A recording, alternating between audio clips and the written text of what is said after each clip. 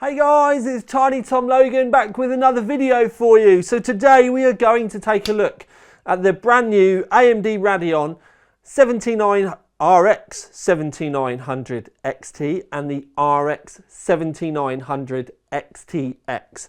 Now the XT is going to come in at around a baseline price for an OEM card or a reference design card. It's going to be around the $899 mark, and then for the XTX, for the reference or a reference design card, it's going to be around $999. Now I say reference because it does actually still mean something with AMD. They do things properly. So you have the reference card, which is the card they produce, reference clocks, reference design. Then the manufacturers, AMD, MSI, XFX, all of those, they can do a reference design as well. And basically what that means when they do it, without me spitting on it, means they use the same PCB because it's the reference design PCB, and then they normally put their own coolers on the top. But reference will mean reference design, and sometimes you'll get a reference one with an aftermarket cooler on it, and then you might get a reference OC, which is going to look exactly the same but with a little overclock on it. Nvidia make things confusing because they do the Founders Edition, which is basically an overclocked, cherry-picked card anyway, that they make their own fictitious price about, which is why you never ever see the manufacturers being able to produce them at that price unless they're supported by Nvidia. But anyway, they make these completely unattainable prices up, and then they also kick the vendors in the head because their card is pre-overclocked and faster than the reference design they told them they need to do for the base price anyway. It's just unfair on all levels, and it's exactly why EVGA went, bye! Sorry if I shouted then. Should have probably put a headphone warning. Bye! Anyway, so proper reference cards. Now, I'm not going to go into the nitty-gritty and all the stuff underneath because everyone's going to say the same sort of stuff because effectively it's not going to change. The card is a little bit bigger. I have already done a hands-on with these, showing you around the card, saying you that I think they look a bit like the Batmobile again, which I really, really like. And yes, they are more kind of basic than the ridiculously expensive cards over here, but these always carry such a price premium. And then the cheaper reference cards, these reference cards, they normally end up doing a fairly good job anyway.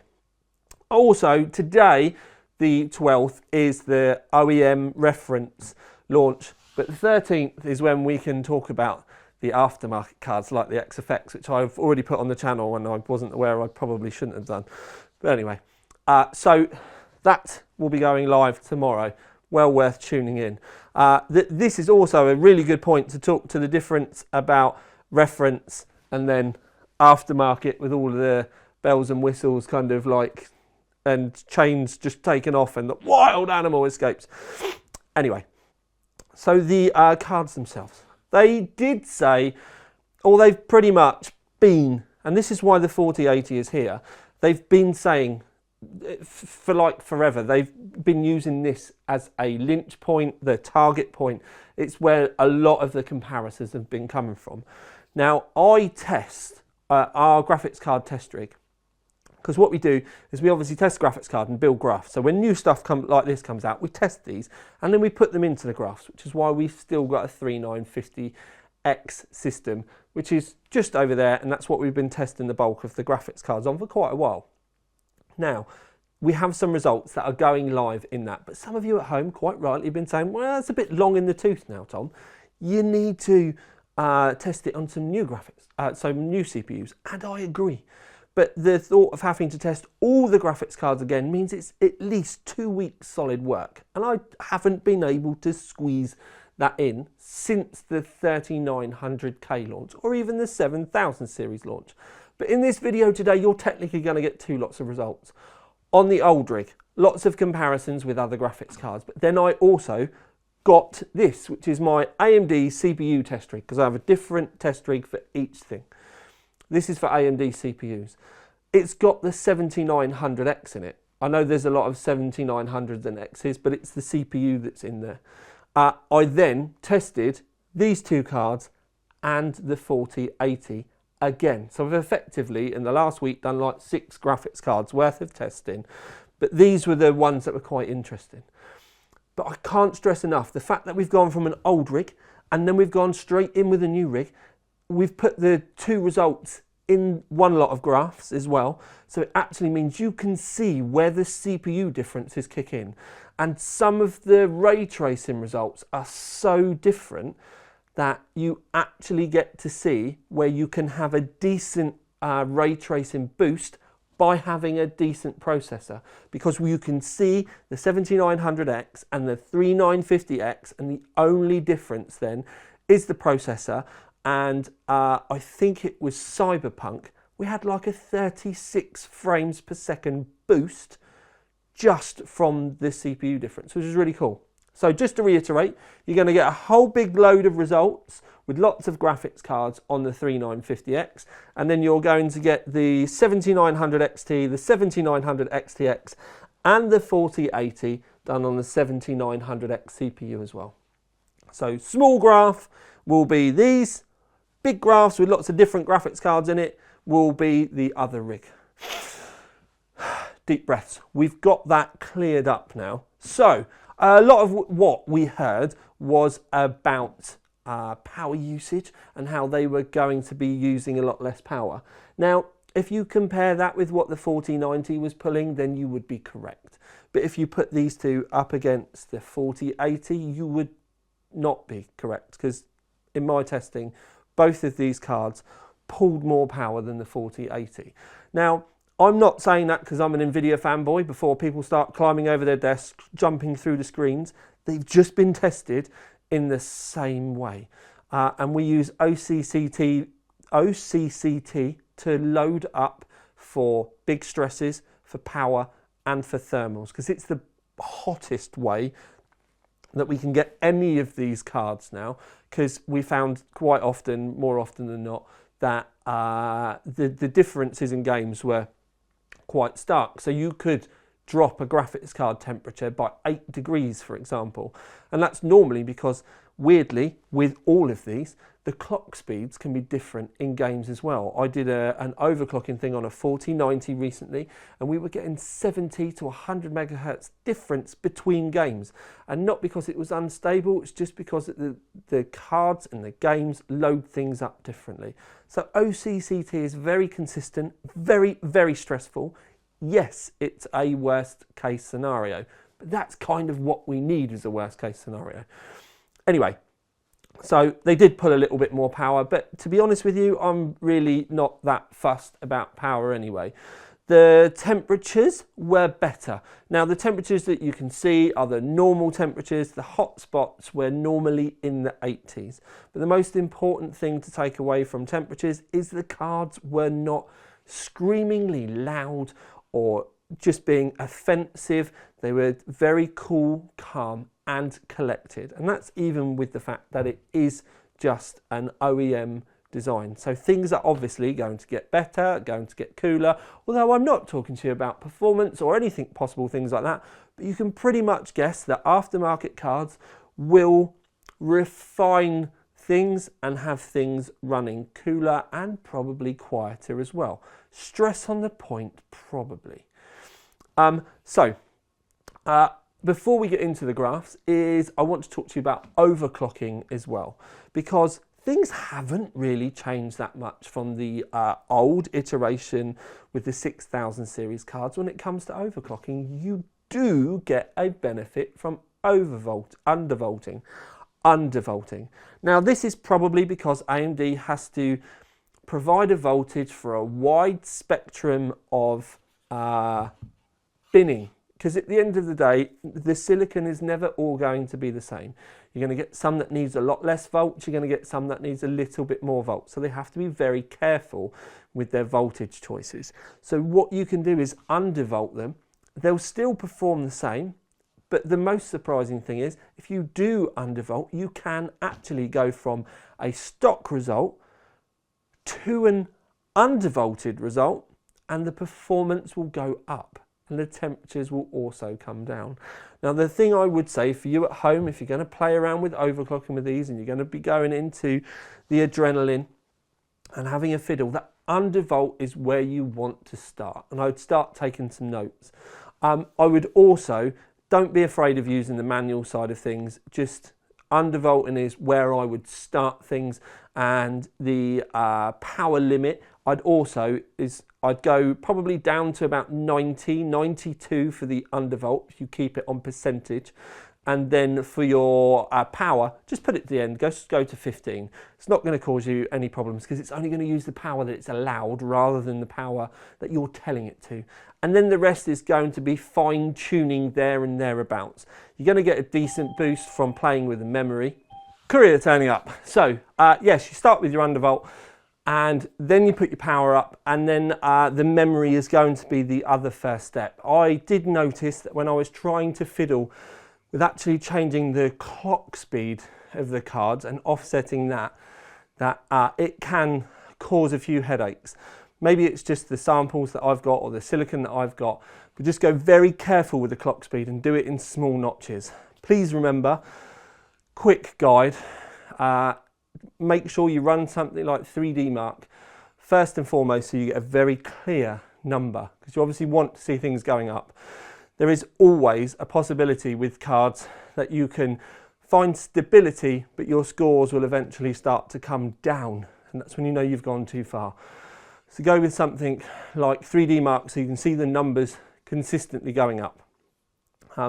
The other thing to remember is then you're going to need a fairly decent benchmark. You could use something like F1 2022, use the benchmark in that, and then just let it loop for half an hour.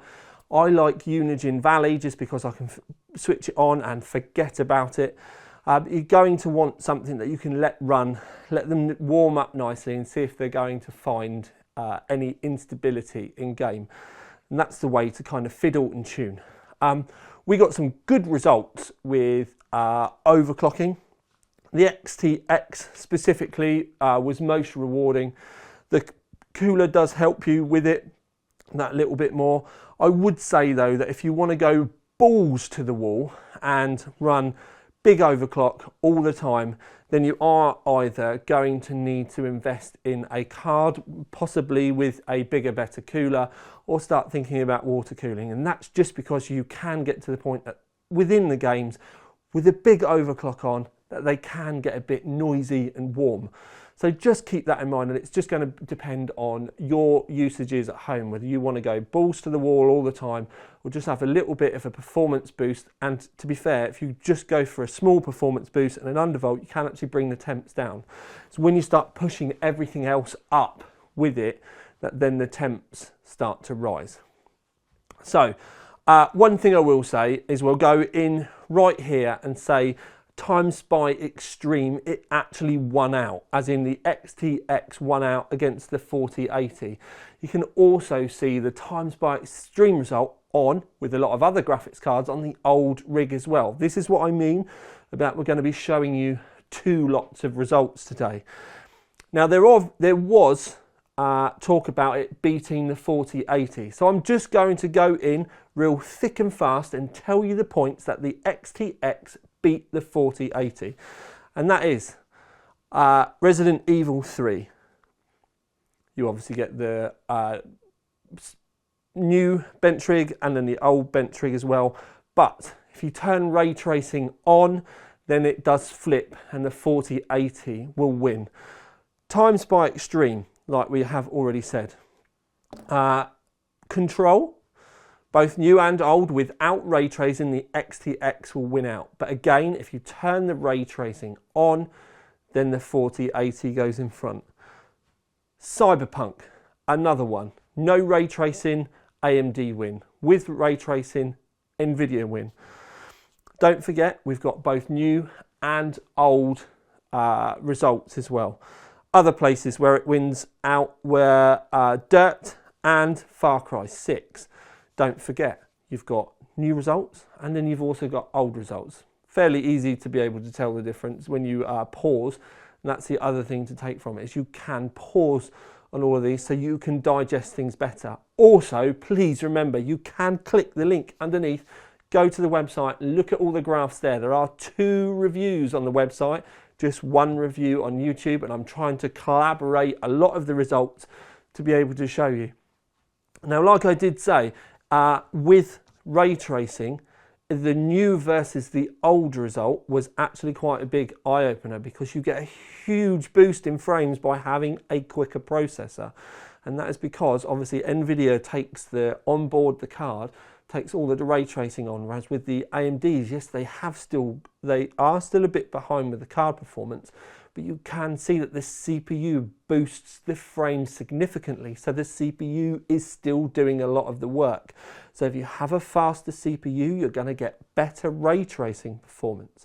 So if you've already paid out for a 7900X, then you have a fairly reasonable argument against flicking from one to the other with these if you're still trying to choose your graphics card choice. But obviously, things are faster natively with the 4080. I'm also going to put this caveat in here, and it's almost going to require a timestamp, and it is the timestamp for trying to stop Nvidia from phoning me up and moaning that I haven't talked about DLSS. And I'm almost off the screen, but it kind of, amazingly, I will get moaned at if I don't talk about DLSS. So, the performance that you've seen thus far, none of the results show DLSS. And that's because I don't really need to show any DLSS. If the game does support DLSS and you have an Nvidia card, then yes, you can turn it on and you will get even more performance. But the reason why I've not shown it is because, with all due respect, if you've got DLSS on, you've probably already got ray tracing on. And I've shown you the ray tracing performance anyway. So if they're ahead in ray tracing performance and then you then turn DLSS on as well, it's going to go even more in front. So I've shown you where they are in front, and that's up for you at home to decide what you want to do with. But tick box in the thing, I've spoken about it, Bob, done, let's move on. So, rasterized performance, yes, pretty much it does beat it, but it does fall down when you turn the ray tracing on. End of discussion. I've spoke about these quite a bit, and that's because with the XT,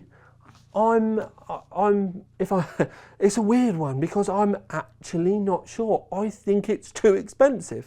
This against the 4080, I think, is some decent competition. And this does fall just below the 4080 where this one would be in front. But I actually think they could have gone more aggressive with the pricing on this one, because moving into like a conclusion, if there is just £100 difference between these two cards, I'm going to tell you to save a bit more money and spend £100 more and buy this card.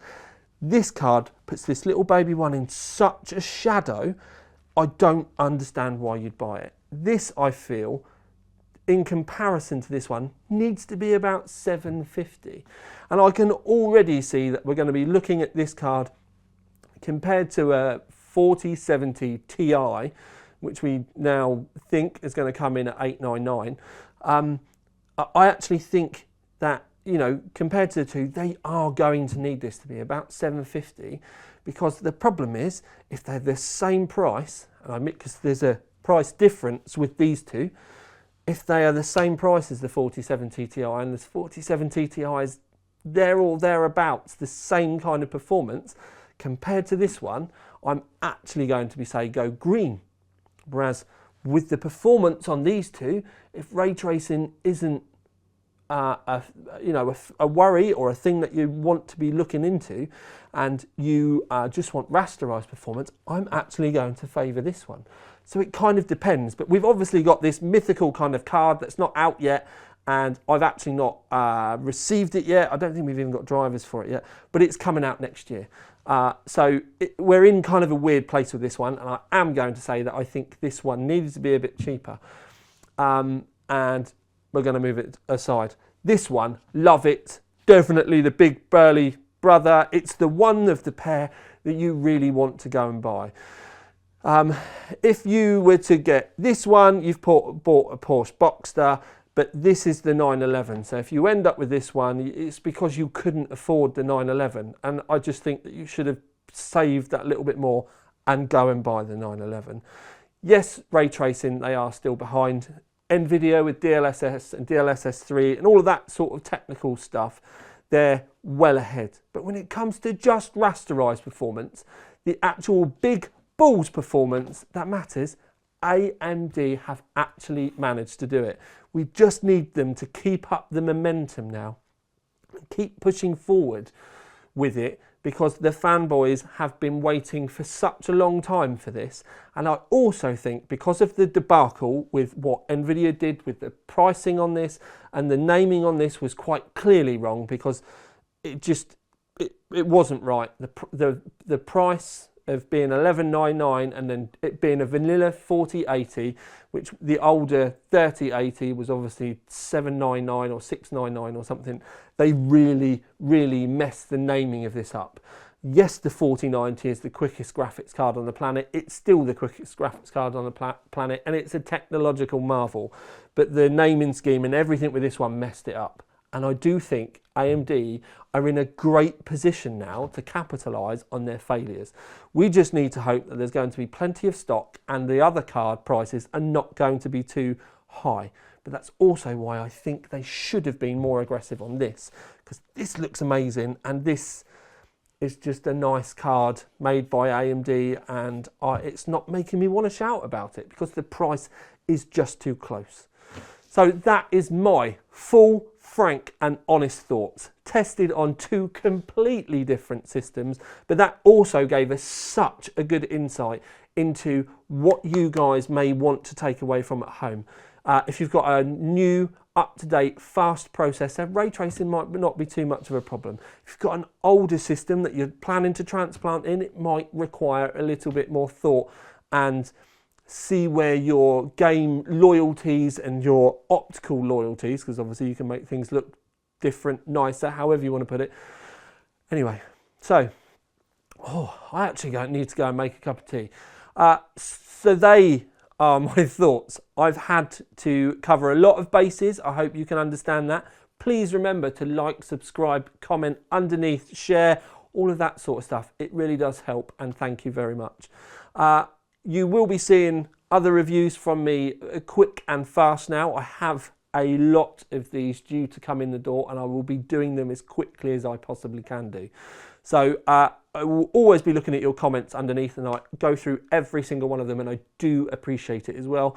But for now, at least, this is the tiniest one with another video for you out. Ding! Love you, sis.